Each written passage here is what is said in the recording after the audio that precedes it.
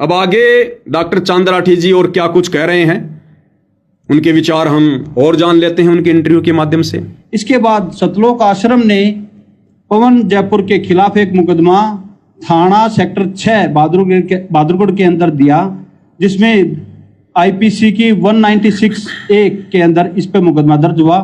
196(a) कहता है कि धार्मिक भावनाएं भड़काना, जो इन्होंने भगवान परशुराम के विषय में बोला, उसके खिलाफ इसका मुकदमा दर्ज हुआ। अब क्या कह रहे हैं डॉक्टर चांद राठी जी, जब इस पवन दास ने ये कहा कि परशुराम क्या तुम्हारा फूफा लगता था जो तुम सतलोक आश्रम वाले उसकी जयंती में गए, तो कह रहे हैं उसके बाद में ब्राह्मण समाज ने सोनीपत में एफआईआर की और उस एफआईआर में ब्राह्मण समाज ने पवन के साथ में संत रामपाल जी का भी नाम जोड़ दिया। तो हम लोगों ने संत रामपाल जी का नाम उस एफआईआर से बाहर निकलवाने के लिए उन ब्राह्मण समाज के लोगों को समझाया और हमने वो मुकदमा होने से बचाया। लेकिन फिर हम सतलोक आश्रम वालों ने बहादुरगढ़ में उस पवन दास के खिलाफ धार्मिक भावना भड़काने को लेकर जो उसने परशुराम के विषय में कहा, हमने यानी सतलोक आश्रम वालों ने मुकदमा करवाया। यानी इस चांद राठी ने मुझ पवन दास के खिलाफ, जो मैंने परशुराम के लिए कहा था कि परशुराम क्या तुम्हारा फूफा लगता है, तो ये डॉक्टर चांद राठी ये ब्राह्मण समाज से नहीं है, ये जाट समाज से है। ये कह रहा कि हमारी भावनाओं को पवन ने भड़काया, हमारी भावनाओं को ठेस पहुंच गई। इस पवन दास ने ऐसा क्यों कहा भगवान परशुराम के लिए? तो फिर हम सतलोक आश्रम वालों ने पवन दास के खिलाफ बहादुरगढ़ में धार्मिक भावना भड़काने वाला मुकदमा दायर किया। बड़ा खुश होके बता रहा है, जैसे बहुत बड़ा तीर मार लिया हो। अरे भैया कितने मुकदमे कराओगे? आज भी मैंने वही सच्चाई बताई है परशुराम के विषय में, उसके कर्मों के विषय में, जो सच्चाई सतगुरु रामपाल जी ने बताई है, इस पवित्र पुस्तक में लिख दी है। मैंने तो जो का त्यों बताया है, सतगुरु रामपाल जी की बातों को दोहराया है कि परशुराम कीने कर्म कमीने। तो कमीन कर्म करने वाला कौन होता है? कितने मुकदमे कराओगे भाई? कहां कहां तुम्हारी धार्मिक भावनाएं भड़केंगी? बड़ा खुश हो रहा है कि पवन दास के खिलाफ मुकदमा करके मैंने तीर मार लिया।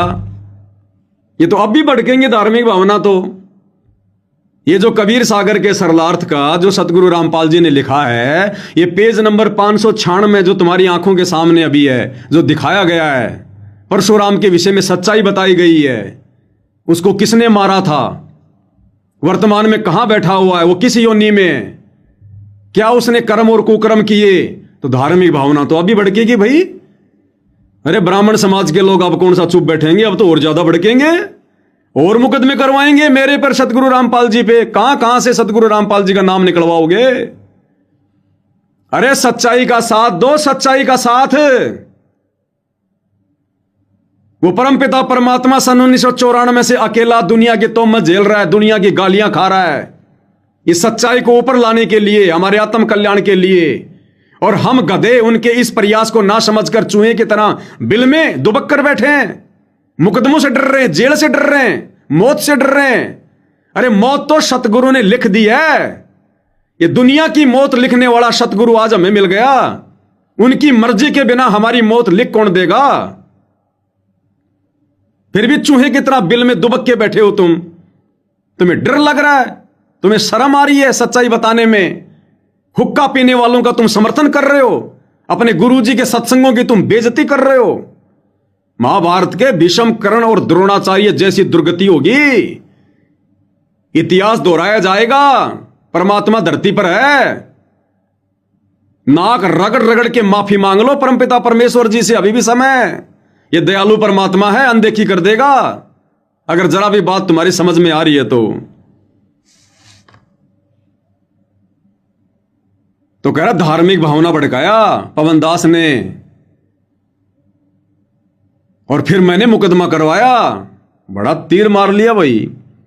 ये भाई और बहनों, इनका ज्ञान आप लोगों के सामने आ रहा है। विचार कर लेना सतलोक आश्रमों से जुड़े हुए भक्तों, इन लोगों की कुसंगति को त्याग दो, सच्चाई को स्वीकार करो और सच्चाई पे चलो और सच्चाई कहो। अरे सतगुरु के बाद यदि कोई सच्चाई से परिचित होकर सच्चाई कह सकता है तो केवल उनका शिष्य, और शिष्य भी अगर चूहे की तरह बिल में छुपकर बैठ जाए डर के मारे, वो काहे का शिष्य? शिष्य ने तो शीश दे देना चाहिए अपने गुरुदेव भगवान के साथ कंधे से कंधा मिलाकर सच्चाई को ऊपर लाने के लिए। अब आगे सुनिए भाई और बहनों, चांद्राठी जी क्या कह रहे हैं। उसके बाद इस पवन दास ने कबीर जी की फोटो फाड़ी।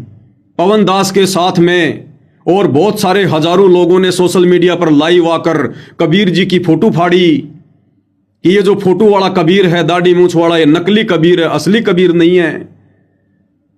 उसके बाद भी हरियाणा के बड़ौदा थाने में इस पवन दास के खिलाफ लोगों ने एफआईआर करवाई। उस एफआईआर में पवन दास के साथ साथ संत रामपाल जी का भी नाम आ गया। अब संत रामपाल जी का नाम आया तो मजबूरी में हमने उन लोगों के साथ में समझौता किया, संत रामपाल जी का नाम हटवाया, और फिर संत रामपाल जी का नाम हटा तो पवन दास का भी नाम हट गया। इनको बड़ा दुख हुआ। अरे अब भी फाड़ेंगे, पहले भी फाड़ी थी, आगे भी फाड़ेंगे, और पूरी दुनिया फाड़ेगी आने वाले समय में उस नकली फोटो को। जब असली कबीर मिल गया, सतगुरु रामपाल जी मिल गए, तो नकली कबीर की हमें क्या आवश्यकता। लेकिन भाई और बहनों, इन्होंने अपने इंटरव्यू के माध्यम से यह साबित कर दिया कि भले ये लोग सतगुरु से 25 साल से जुड़े हों, भले इनको सार नाम मिल गया, सार शब्द मिल गया, भले गुरु जी इनके घर पर जाते थे, लेकिन भाई और बहनों, इनके जहन में तत्व ज्ञान की एक बूंद भी नहीं समाई, बूंद भी। ये जो लोग आज भी उसी जगह खड़े हैं जहां पर ये सतगुरु रामपाल जी की शरण में आए थे, उसी चौराहे पर खड़े हैं। ये भ्रमणाओं के चौराहे पर, भ्रांतियों के चौराहों पर, अंधविश्वास के चौराहे पर। आगे क्या कह रहे हैं ये ध्यान से सुनिए, इनके प्रवचन काम आएंगे। पिछले दिनों इसने क्या किया कि फेसबुक पे लाइव आकर कबीर साहिब की फोटो को ये फाड़ता था और लोगों को प्रेरित करता था कि इस फोटो को फाड़ दो, ये जो कबीर है नकली कबीर है, जो ये प्रतिमा बनाई, जो ये फोटो बनाई, ये किसी आम व्यक्ति ने बनाई, तो ये असली कबीर नहीं है। तो हजारों लोगों के पास इसने मैसेज डाले।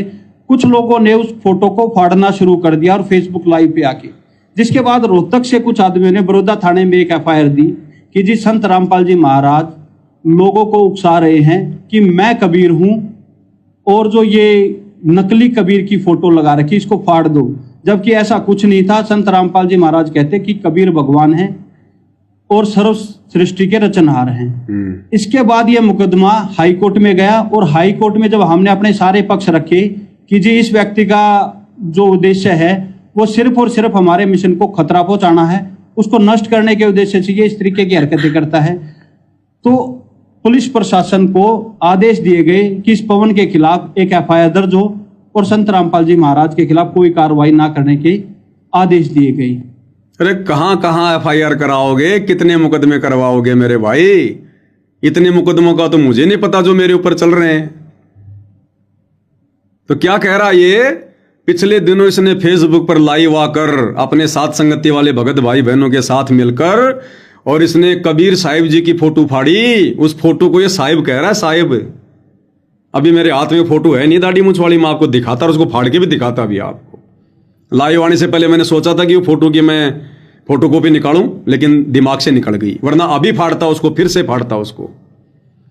कह रहा कबीर साहिब की फोटो फाड़ी, जिस कारण से रोहतक के कुछ लोगों ने नाराज होकर रोहतक के बड़ौदा थाने में संत रामपाल जी और पवन के खिलाफ एफआईआर करवाई कि संत रामपाल जी इस पवन दास के माध्यम से अपने आप को कबीर साबित करवा रहे हैं, उकसा रहे हैं कि मैं कबीर हूं, मैं कबीर हूं।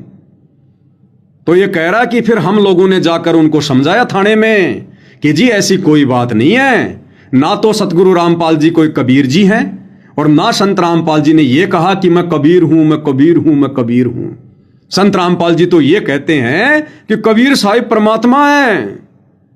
ये है इनका ज्ञान चांद्राठी जी का, सतलोक आश्रम वालों का। अरे गुरु गोविंद दो नहीं भाई, जब तक दो समझोगे दो जग में जाई। गुरु को दो मानने वाला, गुरु के अलावा किसी और को कबीर भगवान मानने वाला नरक में जाता है, दो जग में। गुरु और गोविंद दो नहीं भाई, जब तक दो समझोगे नरक में जाई, दो जग में जाई। भाई और बहनों, क्या समझा इन्होंने, क्या सीखा इन लोगों ने, क्या सत्संग सुने होंगे इन्होंने। दुनिया का पानी निकालते निकालते मर जाएंगे ये लोग ऐसे ही, एक दिन अछूते रह जाएंगे परमात्मा की सत भक्ति से और मोक्ष से, जो कर्म वर्तमान में ये कर रहे हैं। क्या आवश्यकता थी इनको ये कर्म करने की। दुनिया अपने कर्मों का भोग भोग रही है, भोगने दो। दुखी होकर अपने हवा आ पाएगी सतगुरु की शरण में, फिर सतगुरु ने देखना उनका पानी निकालना है, उनका क्या करना है। ये अपनी भक्ति क्यों बर्बाद कर रहे हैं। अरे इस समर्थ सतगुरु ने, इस कबीर भगवान ने, सतगुरु रामपाल जी ने अपने एक भगत के लिए 7 कोस ऊपर पहाड़ पर पानी चढ़ा दिया। अपने एक भगत के लिए, उसका मुंह धोने के लिए।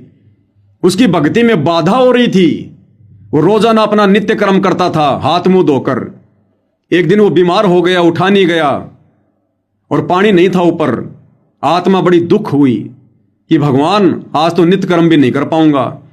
उसके भक्ति भाव को देखकर कि देखो ये आत्मा नित्य नियम के लिए कितनी चिंतित है, भक्ति के लिए कितनी चिंतित है, कि भगवान आज पानी नहीं है, हाथ मुंह धोकर भक्ति नहीं कर पाऊंगा, मेरी भक्ति का नाश होगा। उस भगत की इस चिंता को देखकर जो भक्ति के प्रति थी, और इसी समर्थ सतगुरु रामपाल जी भगवान ने, इस कबीर परमात्मा ने, जो चारों युगों में लीला करता भिन्न भिन्न रूप धारण करके इतनी भयंकर बारिश करी, इतनी भयंकर जो है वो बारिश की, पूरी सृष्टि को परमेश्वर ने डुबो दिया, नष्ट कर दिया। और 7 कोस ऊंचे पहाड़ पर वो भगत रहता था, परमात्मा ने वहां पानी चढ़ाया अपने एक भगत के लिए, उसकी भक्ति के लिए। और वर्तमान में ये सतलोक आश्रम वाले भगत, अरे ये जा जाकर लोगों का पानी निकालने के चक्कर में अपनी भक्ति बर्बाद कर रहे हैं। अरे उस समर्थ की शरण में लगाओ इनको, ज्ञान गंगा देकर, सत्संग सुनाकर, कि भैया तुम्हारे तो न जाने कितने कर्म बिगड़े हुए हैं। अभी तो एक छोटी सी समस्या आई है, कल को ना जाने कितनी बड़ी बड़ी बाढ़ आएगी, भूकंप आएगा, सूखा पड़ेगा, अकाल पड़ेगा, महामारियां आएंगी, युद्ध होंगे, गृह युद्ध होंगे। तुम्हारे कितने कर्म बिगड़े हुए हैं, सैकड़ों घटनाएं घटेंगी तुम्हारे साथ में। हम तुम्हें क्यों बचाएं और कहां कहां तक बचाएंगे। जैसे हमने सतगुरु की शरण प्राप्त कर रखी है, ऐसे तुम भी सतगुरु की शरण प्राप्त करो, फिर आगे काम सतगुरु का है, तुम्हारा पानी निकालेगा या फिर वो चढ़ाएगा। तो भाई और बहनों, एक भगत के लिए परमात्मा ने 7 कोस ऊंचे पहाड़ पर पानी चढ़ा दिया। अगर इन गांव वालों के पास में भक्ति होती, इनके अच्छे कर्म होते, तो क्या भगवान इनका पानी नहीं निकाल देता। लेकिन ये बीच में एंट्री मार दी इन सतलोक आश्रम वालों ने, एंट्री मार दी तो अपनी भक्ति दे रहे हैं। ये इन गांव वालों को अपनी भक्ति दे रहे हैं, काल इन भक्तों की भक्ति छीन रहा है। तो डॉक्टर चांद राठी जी कह रहे हैं कि उन लोगों ने कहा कि भाई संत रामपाल जी तो लोगों को उकसा रहे हैं फोटो फड़वा कर कबीर जी की, कि मैं ही कबीर हूं, मैं ही कबीर हूं, और मुकदमा दर्ज कर दिया। फिर चांद राठी ने जाकर उनको समझाया कि भाई संत रामपाल जी भगवान नहीं है, संत रामपाल जी कबीर नहीं है। वो तो खुद कहते हैं कि कबीर भगवान है, कबीर भगवान है।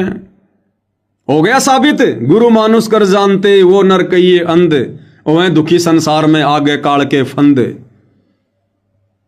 अब भैया हम सत्सेवक भाई बहन सीना ठोक के कह सकते हैं कि हमारे सतगुरु रामपाल जी कबीर भगवान हैं, और ये बात खुद सतगुरु रामपाल जी कहते हैं।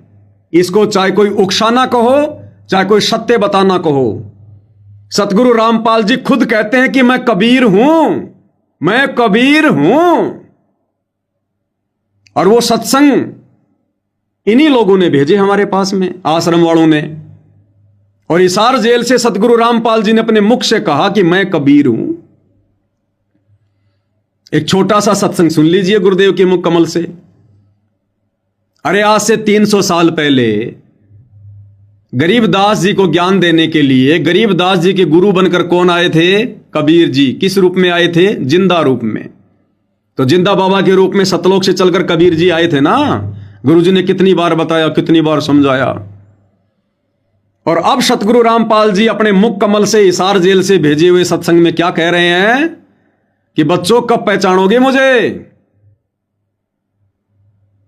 गरीबदास जी के समय आए थे और आज तुम्हारे सामने प्रत्यक्ष प्रकट है। कब पहचानोगे फिर तुम? क्या कह रहे हैं गुरुदेव भगवान? उनके प्रवचन उनके मुख कमल से ध्यान से सुनिए। तो क्या बताते हैं? उत्तर दक्षिण पूर्व पश्चिम फिरता दाने दाने लो, और सर्व कला सतगुरु साहिब की, हरि आए हरियाणे। गरीबदास जी के समय आए तेरी बारे भाई प्रगट सामने थारे, पहचाने जात पहचान लियो। गरीबदास जी के समय आए तेरी बारे भाई प्रगट सामने थारे, पहचाने जात पहचान लियो। गरीबदास जी के समय आए तेरी बारे भाई प्रगट सामने थारे, पहचाने जात पहचान लियो। गरीबदास जी के समय आए और ई बारे भाई थारे सामने प्रत्यक्ष प्रकट, पिछाने जाए तो पिछान लियो। तो गरीबदास जी के समय कौन आए थे? कबीर जी। और कह रहे भाई ई बारे थारे सामने प्रत्यक्ष प्रकट। तो वर्तमान में हमारे सामने प्रत्यक्ष प्रकट कौन है? सतगुरु रामपाल जी। तो कौन हुए सतगुरु रामपाल जी? कबीर जी। तो सतगुरु रामपाल जी खुद कह रहे हैं कि मैं कबीर हूं, आई एम गॉड। सीना ठोक के कह रहे हैं, वो ताल ठोक के कह रहे हैं। और हम सत्सेवक कह रहे हैं। इसको चाहे कोई उकसाना समझो, चाहे कोई भड़काना समझो, चाहे कोई सच्चाई समझो। तो चांद राठी जी, आप जी किस मुंह से कह रहे हो कि संत रामपाल जी ने तो कभी नहीं कहा कि मैं कबीर हूं? ये सत्संग विशेष संदेश नंबर 75 आप आश्रम वालों ने भेजे भाई। किस मुंह से छुपाओगे? सच्चाई को कितना दबाओगे? खुद कह रहे हैं सतगुरु रामपाल जी कि मैं कबीर हूं। और गरीबदास जी के समय आए और ई बारे भाई थारे सामने प्रकट, पहचान सको तो पहचान लो। अब भाई जो उनकी विशेष आत्मा है उन्होंने तो पहचान लिया, और मंद बुद्धियों का तो भाई कहीं ठिकाना नहीं होगा कहीं भी।